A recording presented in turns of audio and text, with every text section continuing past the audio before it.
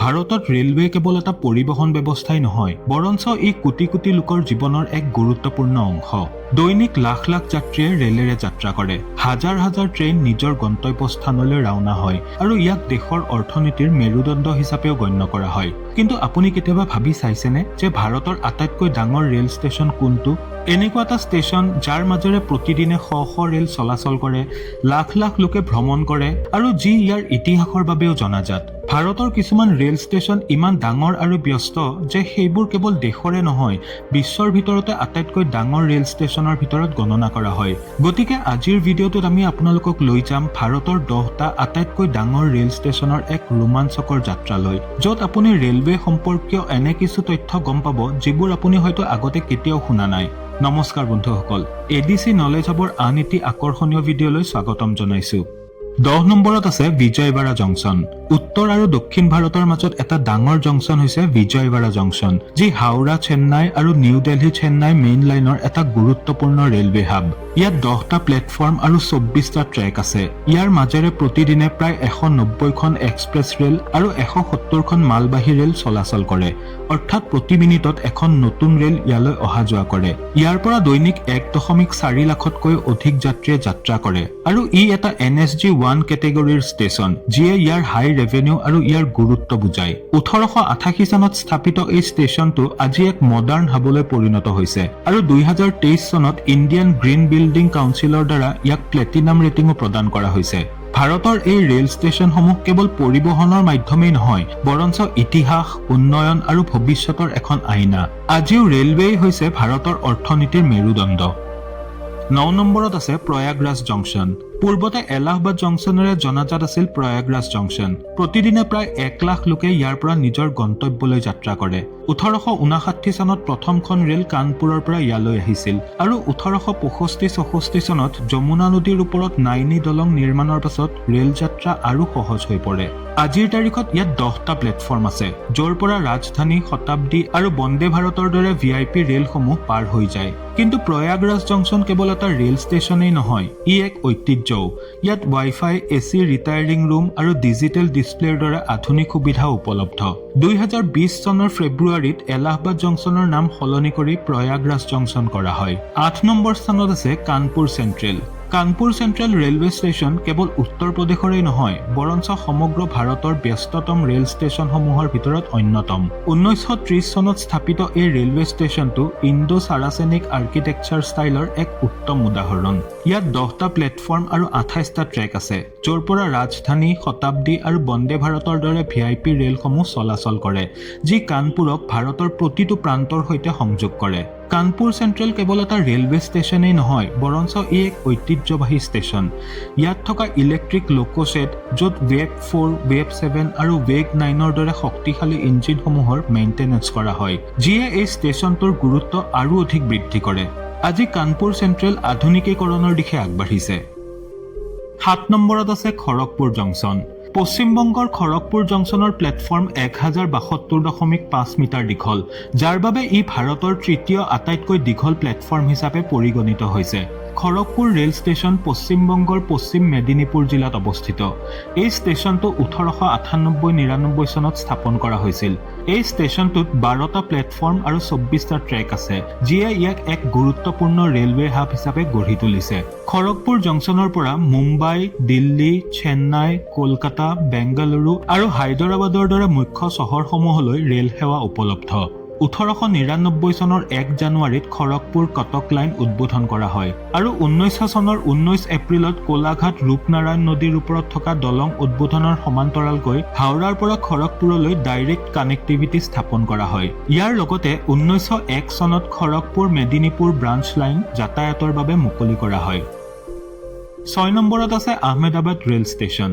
আহমেদাবাদ জংচনক স্থানীয় লোকসকলৰ মাজত কালুপুৰ ৰেল ষ্টেচন বুলিও জনা যায়, যি গুজৰাটৰ সৰ্ববৃহৎ ৰেল ষ্টেচন।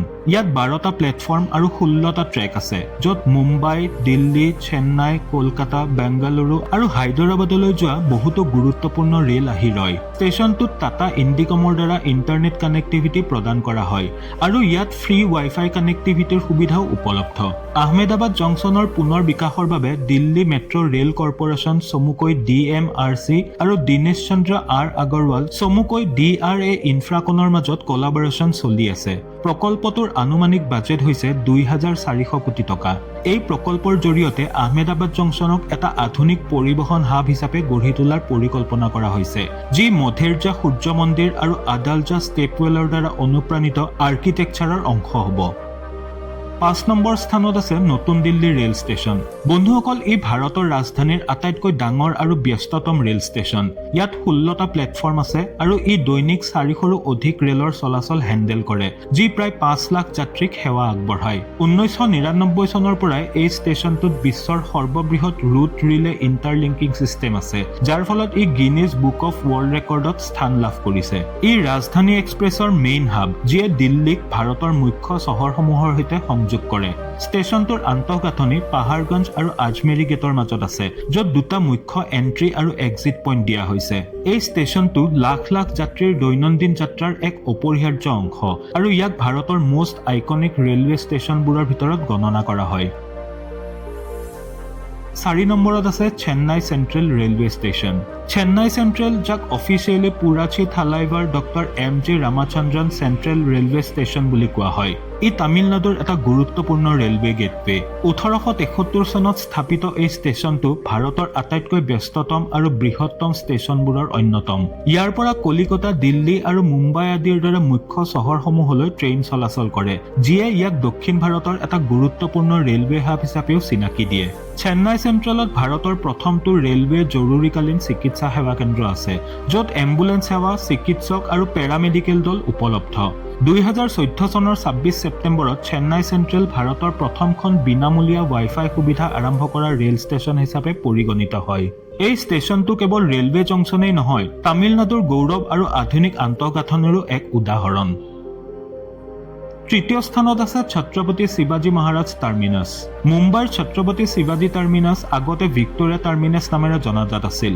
1887 চনত নিৰ্মিত এই ষ্টেচনটোত আজি 18টা প্লেটফৰ্ম আছে, যাৰ ভিতৰত 7টা প্লেটফৰ্ম হৈছে লোকেল ট্ৰেইনৰ বাবে আৰু 11টা প্লেটফৰ্ম হৈছে দূৰণিবতীয়া ৰেলসমূহৰ বাবে। এই ষ্টেচনটো ব্ৰিটিছ আৰ্কিটেক্ট ফ্ৰেডেৰিক উইলিয়াম ষ্টিভেনৰ দ্বাৰা ডিজাইন কৰা হৈছিল। ষ্টেচনটোৰ গম্বুজ, সুউচ্চ অট্টালিকা আৰু ইয়াৰ বিশাল গাঁথনিয়ে ইয়াক এক ঐতিহাসিক লেণ্ডমাৰ্ক হিচাপে গঢ়ি তুলিছে। 2004 চনত এই ষ্টেচনটোৱে ইউনেস্কোৰ ৱৰ্ল্ড হেৰিটেজ ছাইটৰ মৰ্যাদা লাভ কৰে, যিয়ে ইয়াৰ আৰ্কিটেকচাৰেল আৰু হিষ্টৰিকেল গুৰুত্ব দৰ্শায়। ষ্টেচনৰ প্ৰৱেশদ্বাৰত থকা সিংহৰ মূৰ্তিটো ব্ৰিটেইনৰ প্ৰতীক হিচাপে আৰু বাঘৰ ভাস্কৰ্যটো ভাৰতৰ প্ৰতীক হিচাপে স্থাপন কৰা হৈছে। ৰাতি ইয়াত ৰং বিৰঙী লাইট জ্বলি উঠে, যিয়ে ইয়াৰ সৌন্দৰ্য আৰু অধিক বৃদ্ধি কৰি তোলে।